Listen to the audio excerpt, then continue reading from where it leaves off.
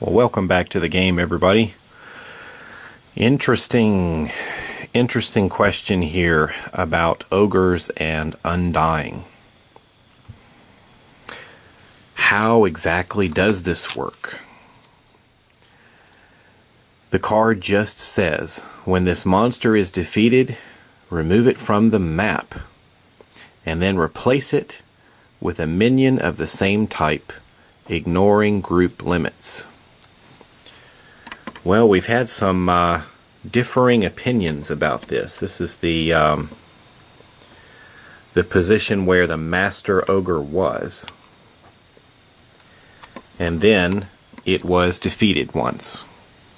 So I removed its model and replaced it with a minion figure, according to the text on the back of his card.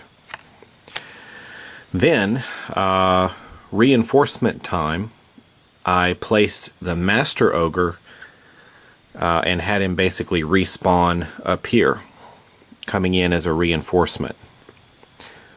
Is that right? Well,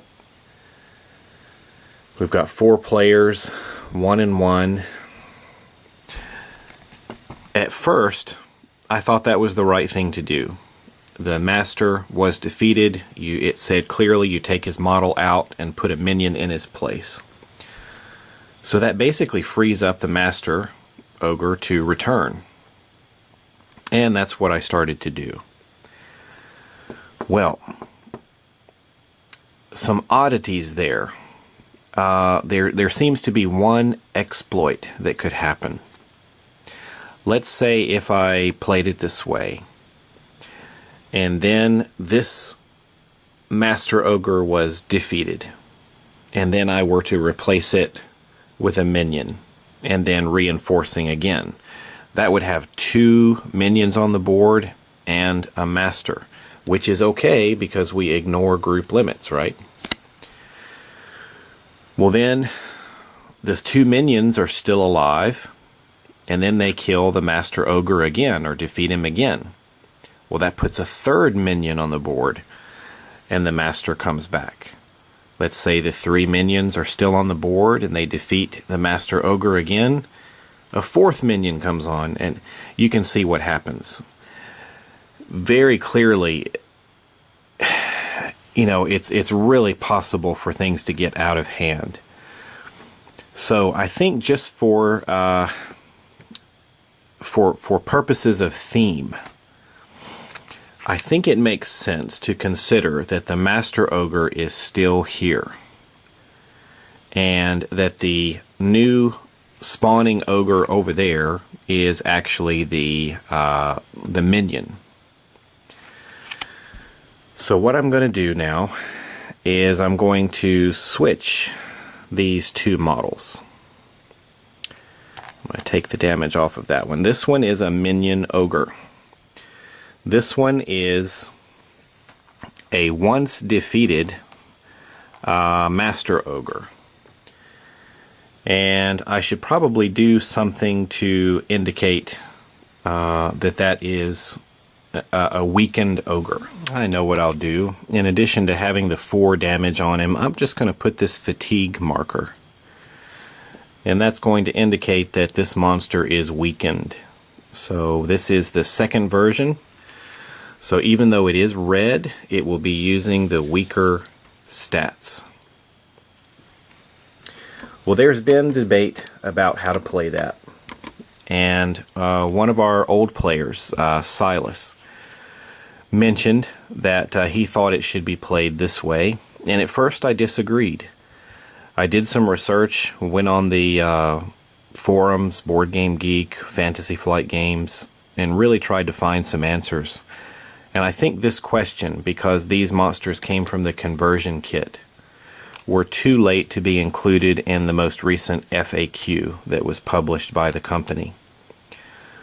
But the answers were split about 50-50. It was pretty even. Some people said to play it the way I was going to play it first, and other people said, no, you might want to play it this way. So for those 2 reasons, for theme and for the possibility of minion ogres just being all over the place, Why don't we play it this way? So keep in mind, this is actually a minion power level Ogre. Another little point I want to make. I'm using these counters, number 1, 2, and 3. Those came from my dungeon command set, if you remember. And I'm using these dice to track the HP of Sir Palamon.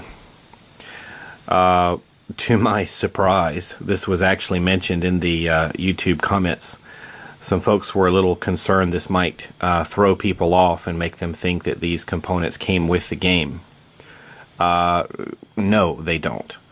I am using these to help me play, and the dice, there's no suggestion as far as how you want to keep track of Sir Palamon's hit points. Well, I didn't want a big stack of wound markers on top of that little token.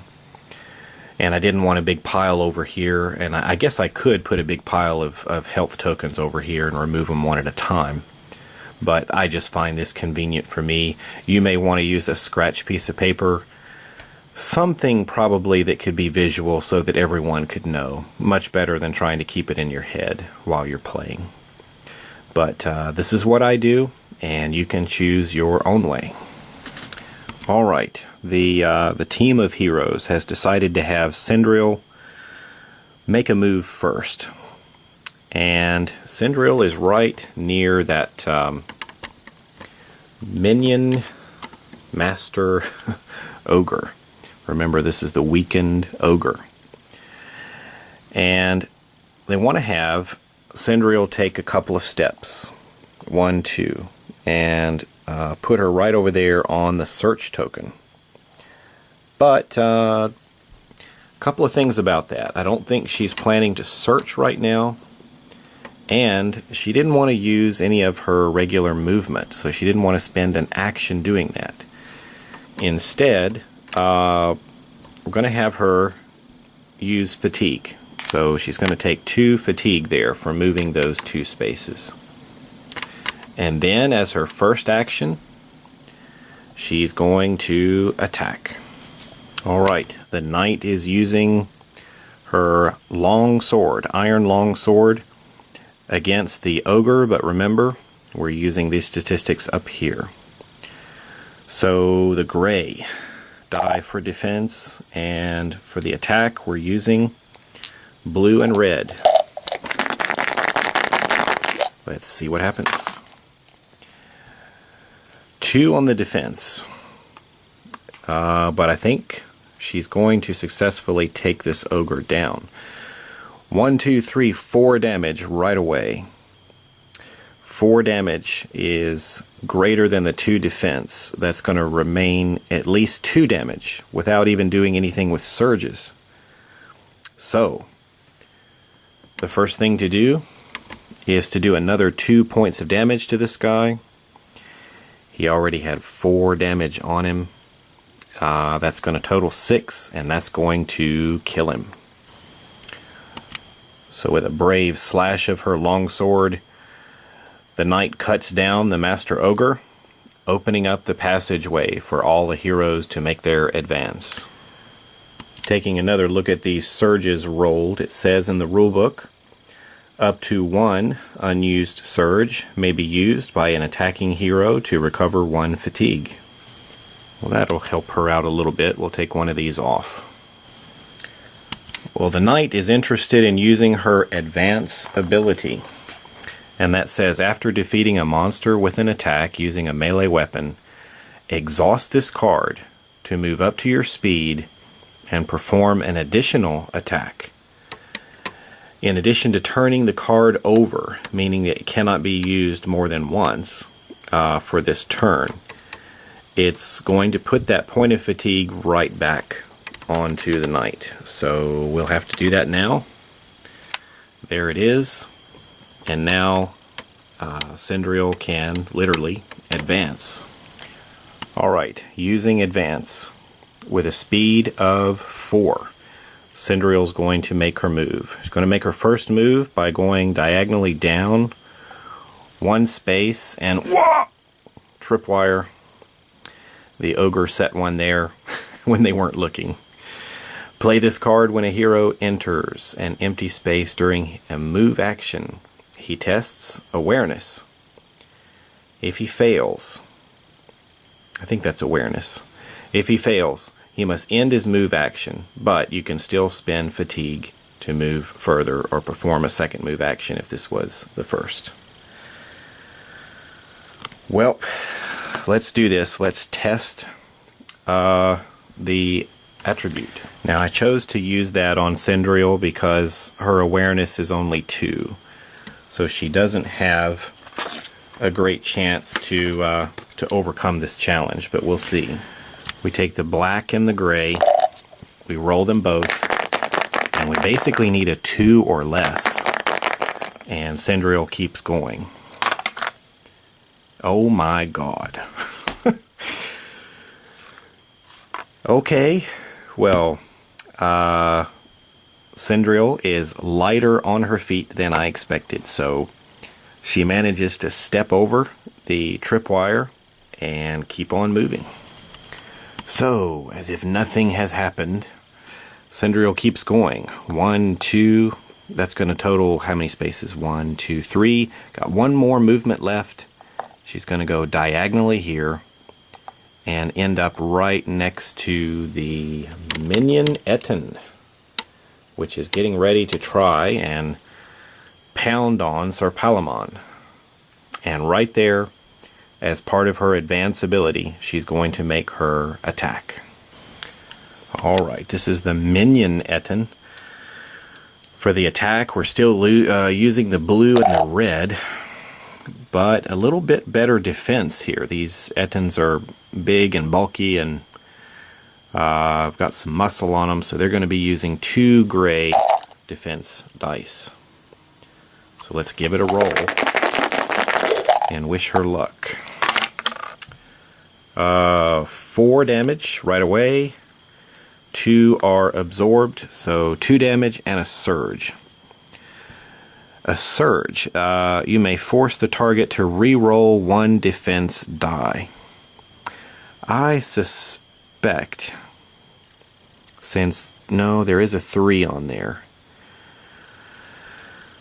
I suspect she may want to do that rather than regain a point of fatigue. It's just a judgment call, but let's go ahead and re-roll this defense die. And we got a 1.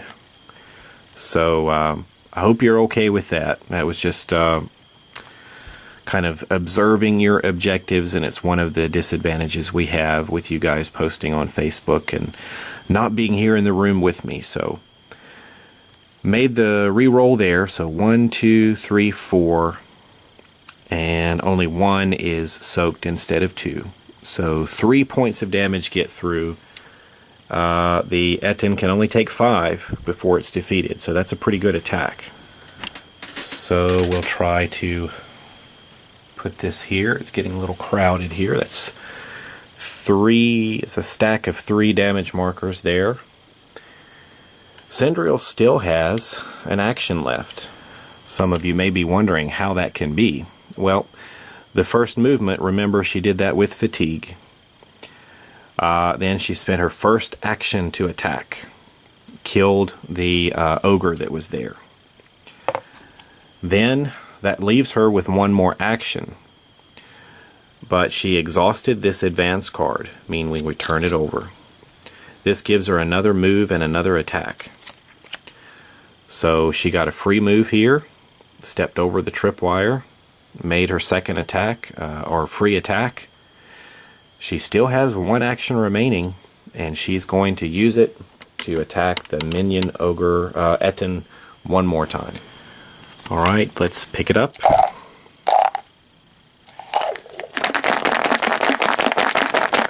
Second attack on the Ettin. Wow, wow, wow. Well, she just drove her sword right into this thing's heart and killed it. That's 5 damage. That would have killed it anyway, even if it had been at full health. Very nicely done. So Cendril drops the minion Ettin, taking it out. You know, I get all excited. I've got this cool Tripwire. Gonna go after the person with the lowest awareness in the game. Well, basically, it's a toss-up between Widow Tara and Sindriel, but get excited. I got all these monsters on the board, and not only does Sindriel just totally dismiss my Tripwire, but she takes out 2 monsters in 1 turn. I know you guys are heroes, but I want to have a little fun too. Alright, we'll pick it up with the next hero very soon.